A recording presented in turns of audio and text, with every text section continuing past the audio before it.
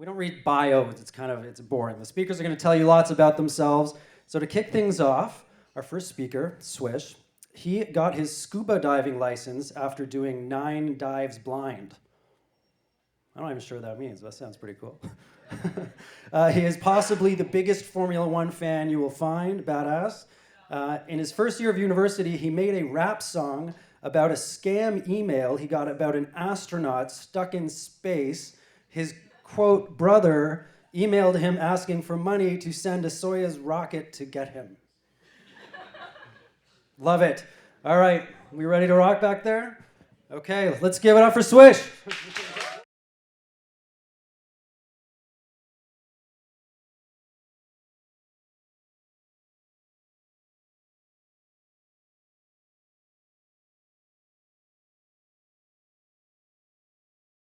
Hello, hello, hello, hello. How you guys doing? Thank you very much for being here on a beautiful sunny afternoon, right? Oh God, that was yesterday. What a day yesterday was. I'm gonna quickly clarify the diving thing was because I didn't have my glasses and I did not inform my instructor until after all 9 dives were done. So I'm actually banned from diving in Costa Rica now, I think. But anyways, thank you all for being here. Again, a big congratulations to Marsha, to the entire Fuckup Nights team for 7 years. Can we give them another round of applause? This is incredible.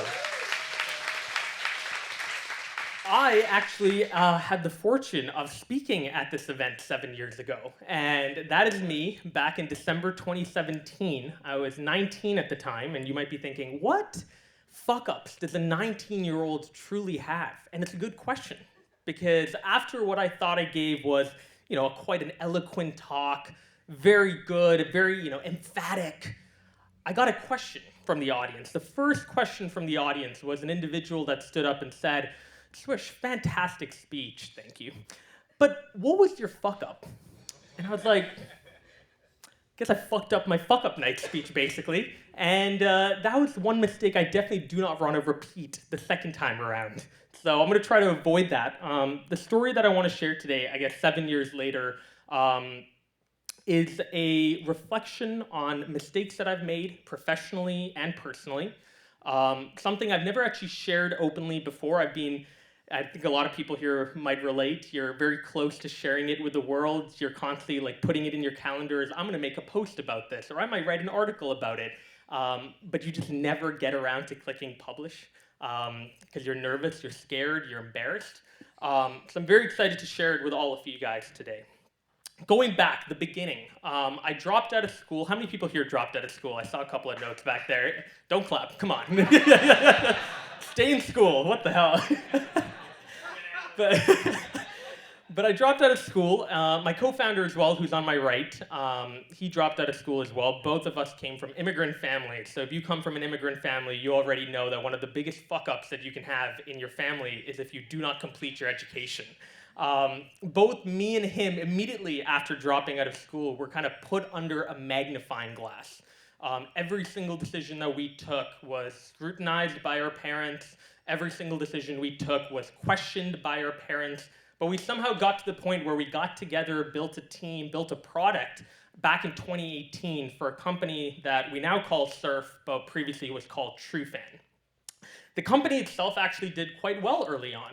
Within about 2 to 3 months of starting the company and building out our first version of our product, we were able to raise money, and we were able to raise our first $500,000. We brought on investors like Kyle Kuzma, who was on the Lakers. He's now on the Wizards, lol.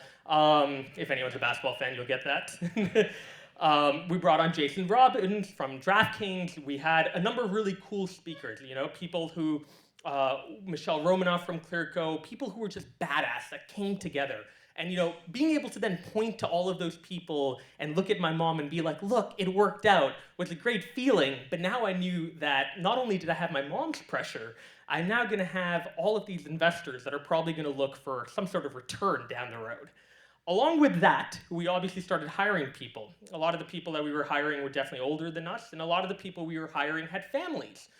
When we did retreats, when we met up with these people, we'd meet their families, and we start to realize that you're now employing people that have a child, that have a wife or a husband or a mother or a father that they have to take care of. The pressure starts to build a little bit there. So for me, what did I do? Well, I just started working nonstop. What I really basically did was lose balance. You might think, why do people lose balance when it comes to work? Like, imagine there was a fire right over here. Like, why would you put your hand in the fire? And there were 4 reasons for me why I think I lost control when I look back at it. Number one, I felt like I was cheating my family, I was cheating my investors, I was cheating my team if I took a vacation. I felt like I was cheating my investors and team if I took breaks, candidly. Like if I was taking a break and saying, hey guys, today I'm actually gonna leave work early. No, doesn't cut it. I gotta set the example. I gotta be the person that's working nonstop, that's trying to encourage that sort of behavior. Secondly, personally speaking, maybe this is just arrogance. Back then, I thought I could handle it. I was like, oh, 17, 18 hours of work, easy. Oh, only 4 or 5 hours of sleep, easy. Back in the day when you're 19, 20, 21, hangovers aren't even a thing. It's totally fine. I can stay out late. I can drink and then wake up again at 9 a.m. Now, if I drink too much, I can't even get up the next day. It's crazy. But at the same time, arrogance as a 19, 20, 21-year-old CEO that's just being given money, it's like, okay, I can do it. It's fine. Arrogance, being cocky, definitely a part of my trait back in the day. The third, specifically, was the internet. The internet is a dark place, we all know that, but the internet also is a very twisted place, especially for entrepreneurs. You either have 2 different narratives that are given to entrepreneurs on the internet. Either it's, don't worry about working too much, go onto a beach and make passive income, whatever that is. Or it's the total polar opposite of work as much as you can. You gotta grind, you gotta hustle. It's that entire mentality of just keep working and you'll figure it out. And that doesn't really make sense either. But I kind of fell, candidly, prey to that narrative of just, I need to keep working because that's what I'm being told the standard for good entrepreneurs is. And the final reason why I think I overexerted myself quite a bit is because for me personally, and I think for a lot of the people in this room who are overachievers or overambitious, you don't want to fail, and you'll do anything at any cost, even if it's a detriment to your mental and physical health, to try to avoid any sort of failure, which, by the way, in entrepreneurship, like we all know, is inevitably going to happen. So for me, when it came down to it, losing balance, it sucked. Back in 2019, it sucked. But at the same time, the worst part is that I actually got rewarded for all the bad habits that I had. You guys ever have a situation where you make all the worst mistakes and it somehow works out? And you're like, oh, maybe I was on the right path.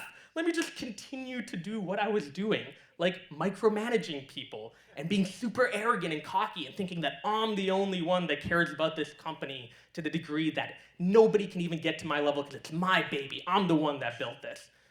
That's what happened. We moved to Toronto.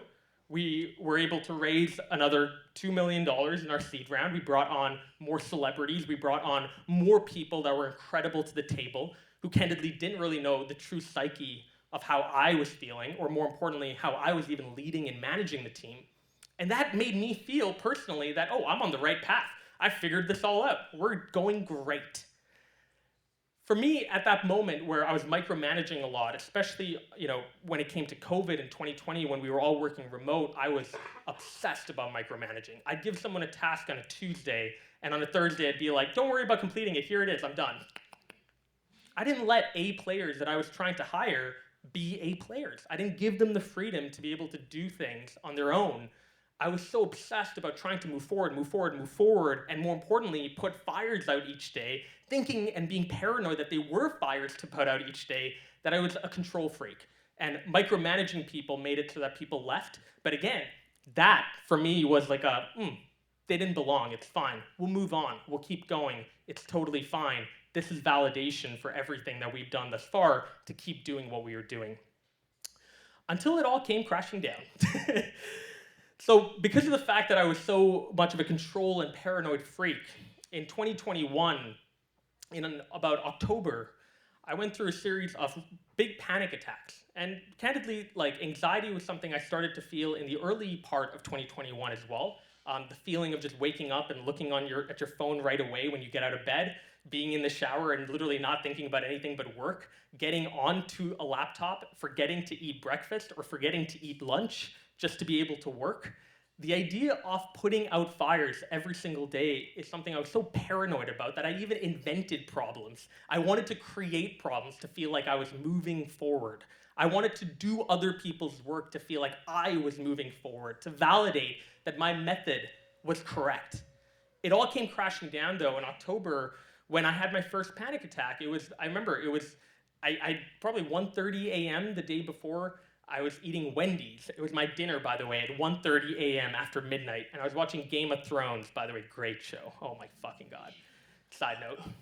But Game of Thrones, yes, thank you. House of Dragon coming out soon on HBO. Game of Thrones, watching that show, right? Go to bed very late, but more importantly, didn't even let my food digest.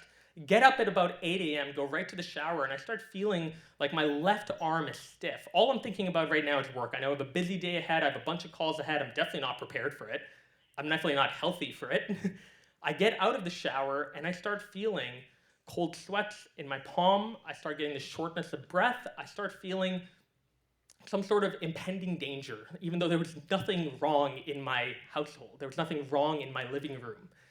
I open the laptop up, and I freak out so much that I'm like, I can't even work. I started feeling dizzy. So I checked myself into the ER right away.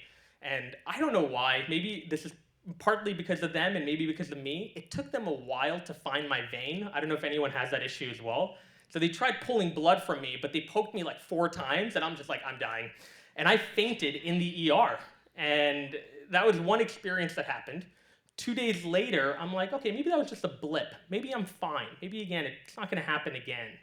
2 days later, I wake up in the middle of the night. It's about 2 a.m. And I can't call my mom. I can't call my brother. I call my co-founder. He's 3 hours behind me. He lives in Vancouver. Thank God he was up. And thank God, by the way, his girlfriend is studying to be a doctor. She gets on the line and she says, okay, go into your kitchen, take some hot water out, and put a little bit of honey or lemon, whatever you have, drink it, and just watch this video that I'm going to send you. And it's like a 20-minute meditation video. Doesn't really help me too much, but to be fair, the hot water calms me down a little bit. But I think the biggest thing for me is coming out of that session, I started feeling like, what the fuck is happening to me? I had never felt an anxiety or a panic attack before, and I was genuinely terrified. And the most terrifying feeling for me was at about 3 a.m. going to bed thinking, what if I don't wake up? And that's stupid, I know, in retrospect to think, but when you have never had panic attacks before, an anxiety attack before, it is terrifying to think, what if you don't wake up? So I booked myself a flight the next morning, and I booked myself a flight back to Calgary to go and see my mom. And I said to my mom, we're gonna do every goddamn test. I'm gonna get every test done. I'm gonna make sure I'm healthy. We got a chest x-ray done, did an entire blood test, did even a stress test. I don't know if anyone's ever done a stress test. They put you on a treadmill. I was running. I was Usain Bolt on that fucking thing. I'm like, I need to show them what I'm capable of. And the doctor's like, please step off. It's over. It's done. Everything came back healthy. All my reports came back healthy. And to be fair, you might think, well, Swish, that's great. No, I still don't fucking know what's happening. All of my paranoia that's been built up, the way that I think, the way I approach every day about being paranoid is now festered into thinking that there's something wrong about me, and I don't even know what's wrong. I don't know what's triggering all of this. I don't know what to do about it. My mom, I gotta give a huge kudos to her. She's the one who got me through so much, because when I started telling her what I was feeling, she opened up to me for the first time. My mom's had an incredible life. She teaches immigrants and refugees how to speak English in this country. She's taken pay cuts to continue her job despite government funding going down. She had one of the worst divorces, at least I know, in the last 4 years. It took 4.5 years to settle that damn thing. She told me and opened up about anxiety attacks that she had for the first time. And for her to be able to open up to me and tell me how she got through it, for me to be able to talk to my close friends about it for the first time, and to my surprise find out that a few of them have gone through that before, shocked me. The fact that we don't talk about this stuff that frequently, and when one person opens up, the community rallies around that person. The community starts to open up and become deeper around that person. So for me, the recovery, candidly, wasn't something that was easy. Because the thing about anxiety, 2 things. One, it's subjective. A mantra might work for you, but it won't work for me. Music might work for you, but it won't work for me. There might be, go and do a walk That might work for you, it might not work for me. Painting, candidly, was something I did as a child, and it was incredible for me. Painting was something that allowed me to disconnect from work, but more importantly, slow down. The rapid pace of my thoughts, I would slow down unless I wanted to fuck up my painting. But that was huge for me. And to be fair, it's not to say, by the way, that the recovery worked. The second point I'm going to mention here is that personally speaking, I don't think there's a cure for anxiety, but I think the cure is in the realization and in the acceptance of it. It's understanding that anxiety is a part of life, you live with it, but I have confidence and faith that I know how to manage it. I know how to control it. I feel happy and in control that anxiety is not in control of my life, that it's not steering my actions, it's not steering my behavior and my feelings. And by no means, by the way, am I fully recovered. Literally 1 year ago, I was on a plane and I had an anxiety attack there. And no, it wasn't because of Air Canada, even though that fucking airline sucks. God, they keep losing my bag. But I was on a plane, and it's possibly the worst place to have an anxiety attack. I'm sitting in the aisle row. There's a woman in my middle, and there's a person, a guy, in the window seat. We're sitting in the emergency exit row. I was so close before this plane took off to putting my hand up because I could not take it. I was getting dizzy. I felt like I was gonna faint on the spot. My cold sweats. I thought water was coming out of my hands. And obviously it wasn't. But every time I looked down, I was like, is there water on my hands? Is something leaking around me? To the point where I grabbed the woman in the middle, I grabbed her hand without knowing, by the way, that the person in the window seat was her new fiance, and they were off to their honeymoon. And when she looked at me and said, "Are you okay?" I said, "I'm scared of flying," because I didn't want to tell her that I was feeling anxious. I was so embarrassed about feeling that way. I'm just like, "I'm scared of flying." And she talked to me, and it was very helpful, candidly. The couple is amazing. I don't even know their names, but God bless them. I hope they're doing well. I hope they're married. But it still happens. So the 3 tips I'm going to quickly end off with. By the way, note, I'm not an expert in this. I'm not cured of anxiety whatsoever, but this is the stuff that works for me. And perhaps if you are going through this and you haven't talked to someone about it, I would encourage you to talk to someone, even if it's your parents or your friends. You would be surprised how many people around you truly go through this. But B, I would encourage you to take a look at some of this. Make time for hobbies is number 1. I found, again, painting, going back to things I loved as a child, was incredible. It made me feel nostalgic. It made life simpler. But it also made me disconnect. And for anybody here that has a hard time disconnecting from work, I implore you to block off your calendar. Please block off your calendar and make a little bit of time for the things that are passionate, for the things that you've always wanted to do. For me, I've always wanted to fly a plane. And I know you can't do that automatically on a Sunday evening. But for me, I had to make time in advance. I had to sacrifice on certain things for sure. But in the large grand scheme of things, I felt good that I was treating my body in the same way that I've treated my business, with, candidly, paranoia, but sure, obsessive care. I care about my body and my health in that way now too. The second thing is try as much as possible to get out in nature.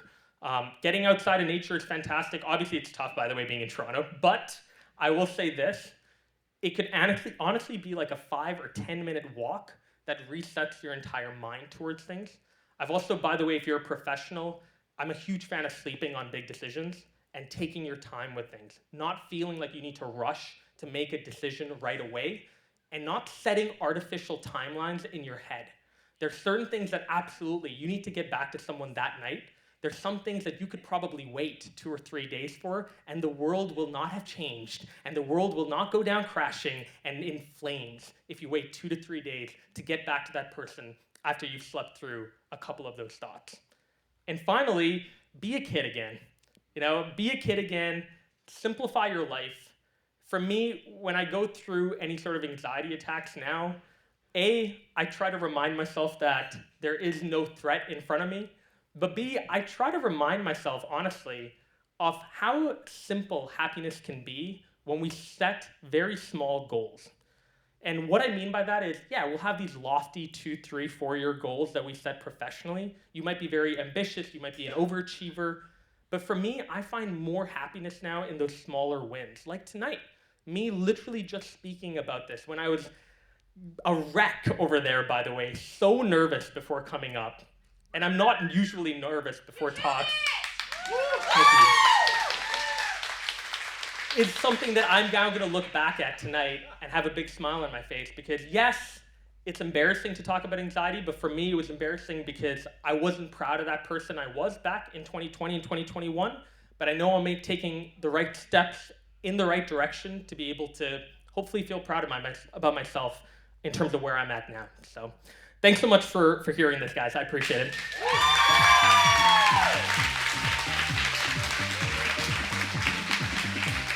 All right, check.